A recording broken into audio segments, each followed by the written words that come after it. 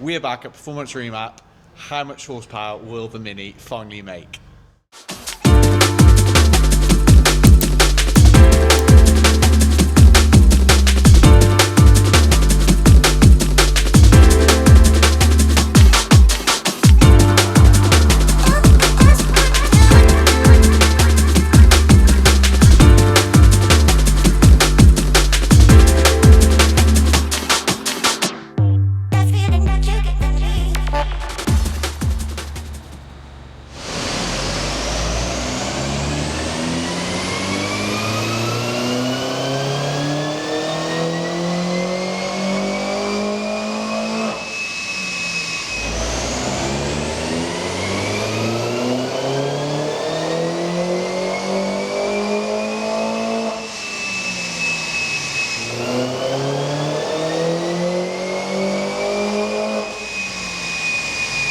So the final figure was 247 horsepower.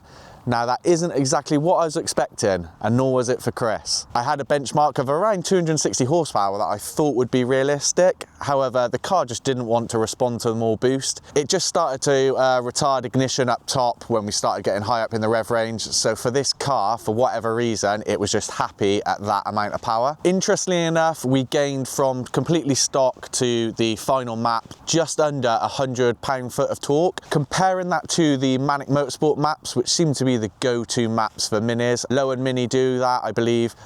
They sort of give you an estimated figure of around 260 to 280 roughly on an N18 Mini, and around 350 pound-foot of torque. The car did do just under 350, so the torque's there, it just didn't really hit that peak horsepower figure. Now I know horsepower isn't everything, torque is arguably more important. The car does drive very, very well. That added torque and the extra horsepower is definitely noticed.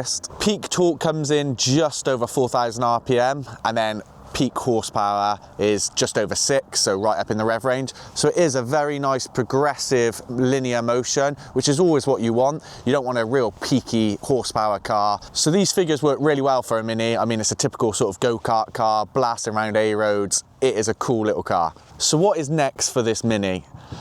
Well, I did envision doing a track day in this car and maybe splashing a bit more money into it, but if I'm realistic right now, weighing up where I am with this, I'm kind of done with it. Along with the Volvo, which just has a few last little issues, I'm kind of hoping to do a clean flush and then purchase something brand new and exciting, maybe another Copart car. If I could afford to keep this car, I really would. I've always wanted one. This is why at this moment in time I did buy it. Unfortunately, I just do need that cash flow to just regenerate and input into my next project. So stock the car ran on his dyno, 214 horsepower, and then we've ended up at 247. So not too bad.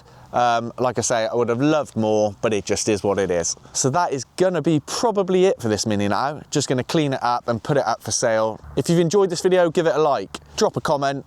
Particularly if you do have a Mini, I'd be interested to know if you've watched this video and you've had it mapped where your horsepower figures are. It'd be interesting to know and see a comparison, because there seems to be quite a wide range from the N14 and the 18 engines, and in particular horsepower they've actually achieved. If you'd like to see previous videos on this Mini, building it up and modifying it to how it is now, check them out above.